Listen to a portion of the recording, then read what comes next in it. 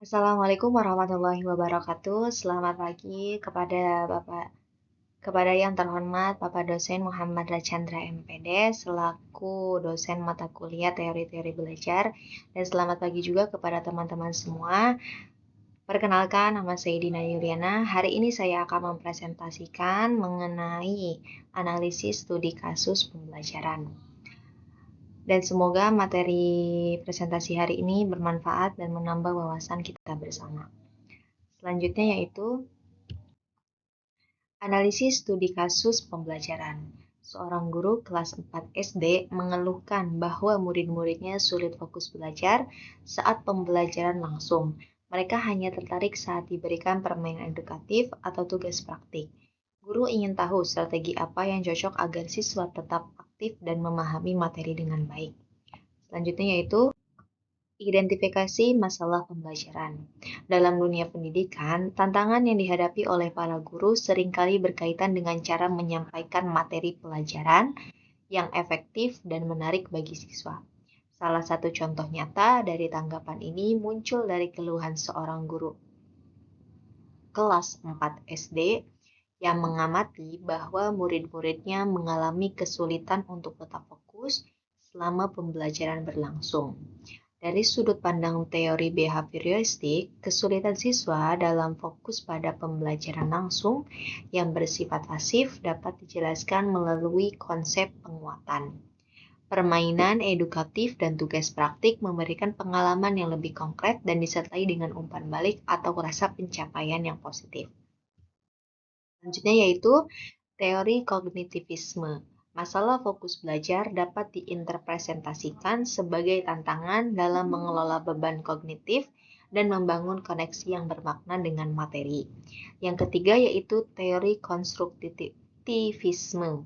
Perspektifnya bahwa belajar adalah proses aktif di mana siswa membangun pemahaman mereka sendiri berdasarkan pengalaman dan interaksi dengan lingkungan. Selanjutnya yaitu teori yang paling relevan, yaitu konstruktivisme. Dalam kasus tersebut, ketertarikan siswa pada permainan edukatif dan tugas praktik menunjukkan bahwa mereka lebih termotivasi dan fokus ketika mereka terlibat secara aktif dan membangun makna. Permainan dan praktik memberikan kesempatan bagi mereka untuk bereksplorasi, berkolaborasi, dan berbagi.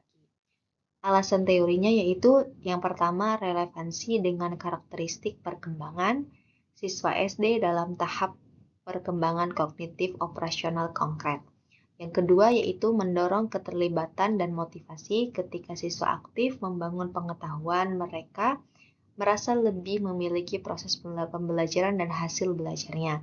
Pembelajaran yang ketiga yaitu pembelajaran sebagai konstruktif aktif bahwa siswa tidak hanya menerima informasi secara pasif dari guru, melainkan secara aktif membangun pemahaman mereka sendiri melalui pengalaman, interaksi, dan refleksi.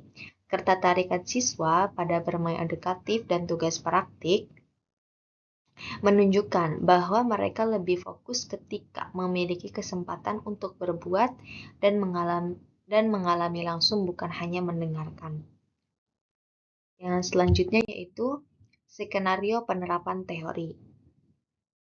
Saya di sini mengambil tentang lingkungan sekitar.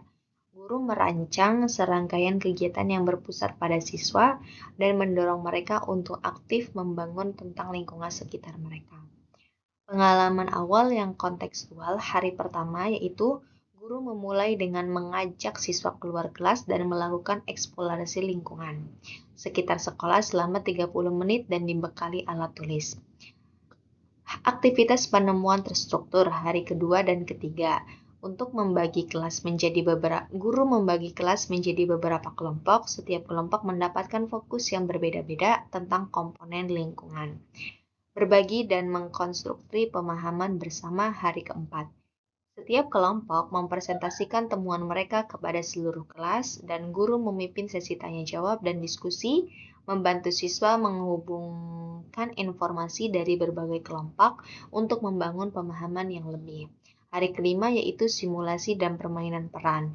Guru menggunakan permainan edukatif seperti kartu gambar makhluk hidup untuk memperkuat pemahaman siswa. Dan hasilnya itu bisa dilihat dari fokus meningkat, pemahaman lebih baik, dan pembelajaran lebih menyenangkan. Yang terakhir yaitu refleksi pribadi. Dengan adanya kasus ini, memperkuat pemahaman saya bahwa pembelajaran bukanlah sekedar transfer informasi satu arah. Anak-anak di usia dasar memiliki energi dan rasa ingin tahu yang besar. Mereka secara alami tertarik pada aktivitas yang melibatkan secara fisik, mental, dan emosional. Dan juga kasus ini menegaskan kekuatan pengalaman dan interaksi dalam memfasilitasi pemahaman yang mendalam. Antusiasme siswa terhadap permainan edukatif dan tugas praktik bukan sekedar unsur hiburan. Aktivitas-aktivitas tersebut memberikan kesempatan bagi mereka untuk berinteraksi langsung dengan materi pembelajaran, melakukan percobaan, memecahkan masalah, dan berkolaborasi dengan teman sebaya. Dan yang terakhir yaitu mengingatkan saya akan pentingnya fleksibilitas dan inovasi dalam praktik mengajar.